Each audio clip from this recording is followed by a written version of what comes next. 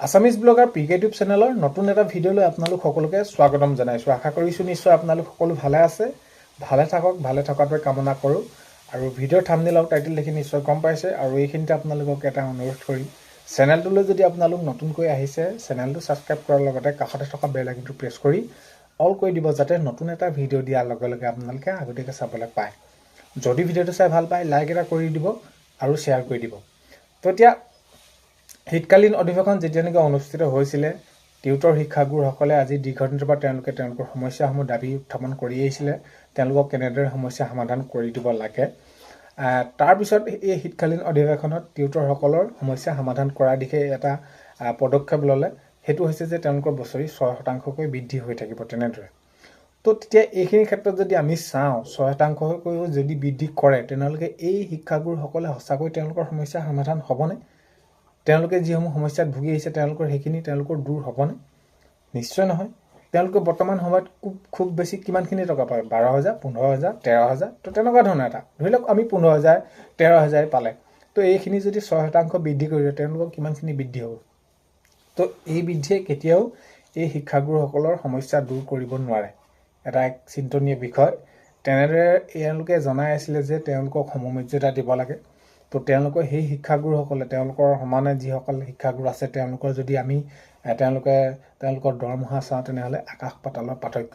তো বৰ্তমান সময়ত যদি আমি চাওঁ আঁচনিসমূহক, আত্মনিৰ্ভৰশীল আঁচনি, অৰুণোদয় আঁচনি, ছাত্ৰ ছাত্ৰীসকলৰ বাবে তো উদ্যমিতা আঁচনি, তো এই আঁচনিসমূহ যিসমূহ ৰূপায়ণ কৰিছে বাৰু সকলোখিনি আদৰণীয়। কাৰণ কেলৈ মহিলাসকলক তেওঁলোকে নিজেই আত্মনিৰ্ভৰশীল হ'বৰ বাবে, যুৱক যুৱতীসকলক আত্মনিৰ্ভৰশীল স্বাৱলম্বী হ'বৰ বাবে এইখিনি লৈছে, ছাত্ৰ ছাত্ৰীসকলৰ বাবে সকলোখিনি কৰিব লাগে। কিন্তু তাৰ সমান্তৰালকৈ যে এই যে শিক্ষাগুৰুসকলে আজি বছৰ বছৰ ধৰি তেওঁলোকে মানৱ সম্পদ গঢ় দি আছে, তেওঁলোকে এই যে সমাজৰ বাবে কাম কৰি আছে, তো এই যে শিক্ষাগুৰুসকলৰ যিটো দুৰ্দশা, তেওঁলোকৰ যিটো পানীত হাঁহ নচৰা অৱস্থা, কাৰণ কেলৈ এতিয়া যদি আমি চাওঁ প্ৰত্যেকটো দিশতে, প্ৰত্যেকটো ক্ষেত্ৰতে, কাৰণ কেলৈ আমাক কি প্ৰয়োজন? অৰ্থৰ প্ৰয়োজন। তো এই যে কম তেওঁলোকে দৰমহা পায়, তেওঁলোকে সেইখিনি প্ৰাপ্যখিনি, তো তেওঁলোকে এইখিনিয়ে জানো সমাধান কৰিব পাৰে? নিশ্চয় নোৱাৰে। তো এইখিনিক লৈ তো যিহেতু এইখিনি ভাবি চোৱা উচিত, তো চাব লাগে। আৰু এইখিনি ক্ষেত্ৰত টিউটৰ শিক্ষাগুৰুসকলে আপোনালোকেতো এইখিনি সন্মতি হোৱা নাই যে আমাৰ এইখিনি বৃদ্ধি কৰিছে যদি আমি এইখিনি সন্মতি হোৱা নাই। কাৰণ কেলৈ হ'ব কেনেকৈ? সমস্যাবিলাকে সমাধান নহয়। একোখনকৈ ঘৰ পৰিচালনা কৰিবৰ বাবে এই টকাৰে কাৰণ কেলৈ কেতিয়াও শেষ নহয়গৈ।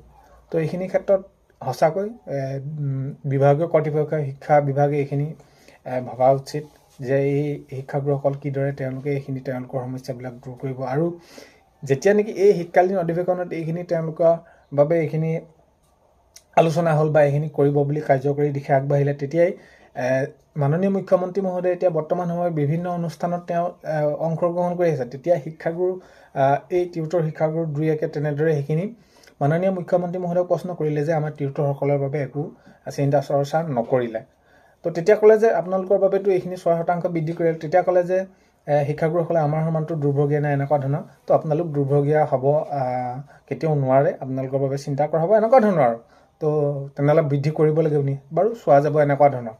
তো এইখিনি যেতিয়া নেকি যিকোনো এটা কাম এনেদৰে কয়, তথাপিতো যিকোনো এটা কাম কৰিবৰ বাবে কাৰ্যকৰী দিশে আগবাঢ়িব লাগিব। তো দেখা যাওক কি হয় নহয়। কিন্তু এতিয়া যেনেদৰে এতিয়া আপোনালোকে এইখিনি দুখ কষ্ট মাজে দিন পাৰ কৰিছে, বা আপোনালোকে এইখিনি ক'ব লগা হৈছে, আকৌ শিক্ষকৰ দৰে এটা পবিত্ৰ বৃত্তিত জড়িত হয়, তো মাননীয় মুখ্যমন্ত্ৰী মহোদয় হয়তো নিশ্চয় আগন্তুক সময়ত চিন্তা চৰ্চা কৰিব, বা এই বিষয়টো কি কেনেদৰে লয়। এতিয়া হয়তো এইখিনি বৃদ্ধি কৰিছে, আগন্তুক সময়ত বৃদ্ধি কৰিবই লাগিব। কাৰণ কেলৈ এই শিক্ষাগুৰুসকল কেনেদৰে চলিব তেনেহ'লে?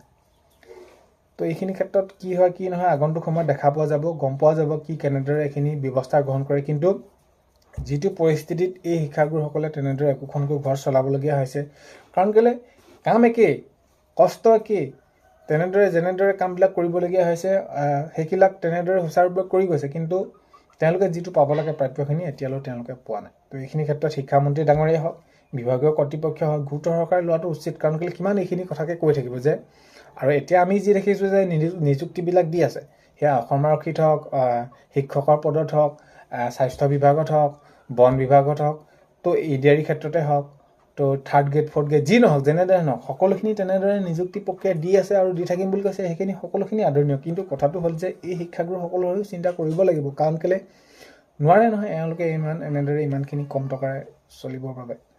তো তো দেখা যাওক কি হয় নহয়। কথাটো হ'ল কি, এই শিক্ষাগুৰুৰ বাবে যদি ভাল এটা পদক্ষেপ লয়, সেইটোৱে বিভাগীয় কৰ্তৃপক্ষই চিন্তা এটা কৰি চোৱা উচিত। তো আগন্তুক সময়ত খবৰসমূহ পাম কেনেদৰে কি হয়। মুঠৰ ওপৰত এই শিক্ষাগুৰুসকলক এটা ব্যৱস্থা কৰি দিলে বহুত বেছি ভাল হয়। তো এইখিনিয়ে আছিলে। আগন্তুক সময়ত খবৰসমূহ পালে জনাম। ভিডিঅ'টো শেষলৈকে চোৱাৰ বাবে ধন্যবাদ।